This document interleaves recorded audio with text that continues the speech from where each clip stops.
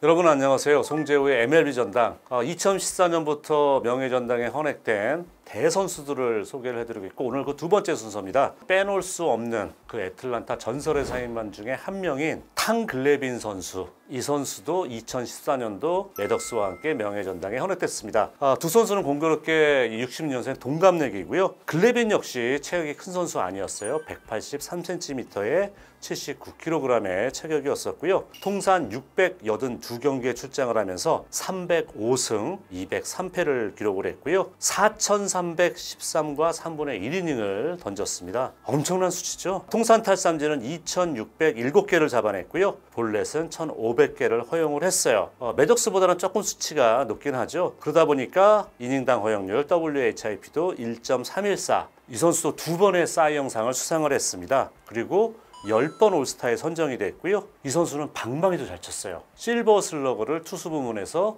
4번을 차지했습니다. 그리고 95년도 월드시리즈 우승할 당시에 MVP를 차지했었고 월드시리즈 우승 반지를 꼈었죠. 90년대에만 164승 거두면서 매덕스의 176승에 이어서 90년대 다승 부분 2위에 올라 있고요. 20승 투수를 5번이나 했어요. 이거는 오히려 매덕스보다 많습니다. 24명의 300승 투수가 존재를 하고 있는데 사실은 자완 투수는 6명밖에 안 돼요. 그 6명 중에 한 명이었습니다.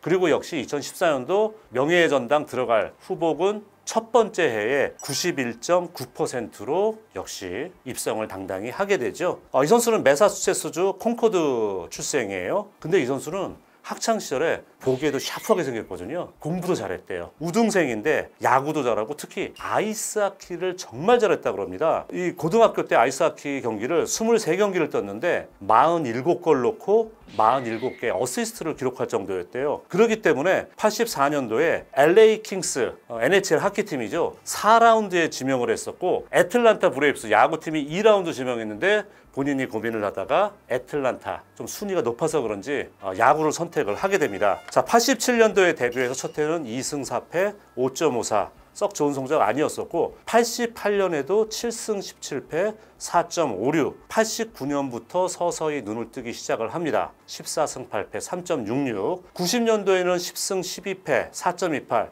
다시 주춤하면서 사실 첫 메이저리그 데뷔해서 4년 동안은 성적 자체가 평범해요. 미래의 탕 글래빈을 그리기는 조금 어려울 수도 있었던 그런 성적이었는데요. 91년도 바로 이 91년도가 애틀란타 브레이브즈의 운명이 바뀐 이때부터 강팀으로 부상을 하는데 바로 그 시즌부터 탕 글래빈이 에이스로 떠오르기 시작을 합니다. 20승 11패를 기록을 하면서 2.55의 평균 자책점으로 첫 번째 사이 영상을 수상을 하게 됩니다. 92년도에도 2년 연속 20승 투수, 20승 8패에 2.76의 성적이었고요. 93년도에도 3년 연속 20승 투수, 22승 6패 3.20을 기록하면서 지금 이 이후에 그러니까 글래빈 선수의 91, 92, 93년까지의 성적 3년 연속 20승 기록은 아직도 나오고 있질 않습니다. 어쩌면 영원히 보기가 어려울 수도 있어요. 여러분 현대야구에서는 지금 한 시즌에 20승 투수가 한두 명 나올까 말까야 한 상황이잖아요. 그렇기 때문에 정말 마지막 3년 연속 20승 투수가 글래빈이 될 수도 있는 것 같습니다. 94년도에 13승, 95년도 월드시리즈 우승하던 해죠. 16승 7패, 특히 월드시리즈에서 2승 거뒀고 6차전에서 8이닝 동안 피안타 하나, 완봉승을 거두면서 월드시리즈 MVP에 오르게 됩니다. 98년도에 본인의 네 번째 20승 투수가 되는 거죠. 20승 6패 2.47을 기록하면서 두 번째 사이 영상을 수상을 하게 됩니다. 근데 이제 99년도에 14승 거뒀습니다만은 4.12의 평균 자책점으로 조금 평균 자책점이 올라가요. 하지만 바로 그 이듬해 21승 9패 3.40으로 반등을 하게 되고요. 본인 다섯 번째 20승 투수를 하게 됩니다. 제가 지난번 편에 소개해드렸던 그렉 매덕스는 정말 구석구석을 찌르는 핀포인트 컨트롤의 상징인데 탕 글래빈 선수는 어떻게 보면 그런 면에서 약간 불운하다고 볼 수 있어요. 매덕스가 워낙 컨트롤이 뛰어났기 때문에 그 그늘에 가려져 있는 약간 그런 부분이 있는데 제가 지금까지 본 어떤 투수보다도 우타자의 바깥쪽 코스를 정교하게 던질 수 있는 선수는 탕글레빈이 정말 최고가 아니었나 생각을 합니다. 이런 얘기 있어요. 1회에 주심이 바깥쪽으로 얼마나 이 공을 잡아주는지 공을 계속 반 개씩 빼면서 컨트롤했다는 얘기가 있을 정도로 정말 집요하게 바깥쪽을 던지고 상대 타자도 알아요. 글레빈이 바깥쪽을 던진다는 것을. 하지만 그거를 못 치던지 아니면 백 끝에 맞아서 범타를 유도하는 능력이 뛰어날 정도로 바깥쪽 컨트롤의 아티스트였다는 겁니다. 자, 그러면서 2001년도에 16승, 또 2002년도에도 18승 거두면서 2.96의 평균 자책점을 보입니다. 그리고 2002년도 후반부에 좀 부진에 빠져요. 그리고 포스트 시즌에도 좀 부진하니까 애틀란타가 글레빈에게 2년 계약, 상당히 짧은 계약이죠. 어떻게 보면 본인의 좀 자존심을 상할 수 있는 그런 계약 조건을 제시를 하게 돼요. 이러다 보니까 2003년도 결국 뉴욕 매츠와 4년에 4,250만 달러. 프로 선수는 아무래도 연봉이 본인의 가치고 본인을 인정해주는 팀에서 뛰고 싶겠죠. 이러면서 매치로 이적을 하게 되는데 이적 첫 해는 성적이 좋지 못했어요. 9승 14패에 4.52의 성적 자체점. 그리고 한 가지 놀라운 거는 저도 사실을 글레빈 선수를 꾸준히 봐왔고 했는데 말루 홈런을 2003년도에 처음 맞아요. 87년도에 데뷔한 선수가 데뷔 16년 만에 처음으로 말루 홈런을 허용했다는 얘기가 되는 거겠죠.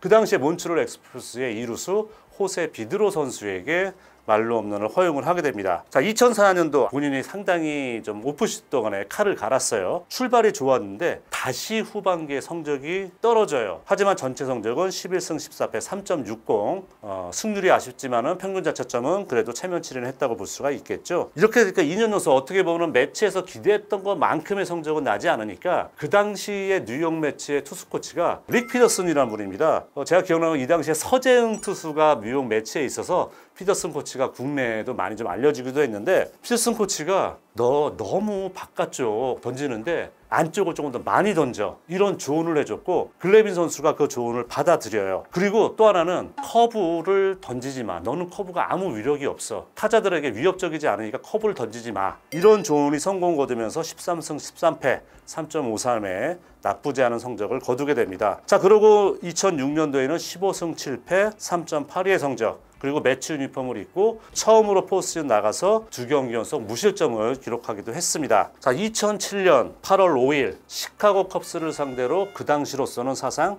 23번째로 300승 투수 고지에 오르게 됩니다. 이 시즌 끝나고 사실은 1,300만 달러짜리 옵션이 있었는데 그거를 거절을 하고 300만 달러 바이아웃 치고는 상당히 많은 돈을 받고 매치를 떠나게 됩니다. 그리고 다시 애틀란타로 1년에 800만 달러를 받고 복귀를 하게 돼요. 자, 하지만은 그때는 나이도 이제 많이 먹었죠. 나이도 사실은 이제 40을 넘어선 나이가 됐고요. 그러다 보니까 어깨 부상이 발발을 합니다. 그래서 그해 2승 4패 5.54의 성적을 남겼고 2009년에도 1년 계약을 했습니다만은 사실상 등판을 거의 못하죠. 그러고 은퇴 선언을 하게 되는데 말씀드린 것처럼 지금도 메이저리그 좌우왕 가리지 않고 바깥쪽 컨트롤의 1인자는 저는 지금도 이 탕글레빈 선수라고 믿습니다. 그리고 방망이 재능도 좋았다고 말씀드렸잖아요. 4번의 실버 슬러거를 받은 것처럼 정말 뛰어난 타격 성적까지 있었고 또 되게 샤프하고 영리해요. 그래서 이 선수가 사실은 애틀란타 그 선수 노조 대표도 오래 하면서 지금도 가끔씩 방송 생활 또 자완 투수로서는 역대급의 컨트롤을 보여줬던 탕글레빈이 명예의 전당에 헌액되는 것은 너무 당연한 얘기인 것 같습니다.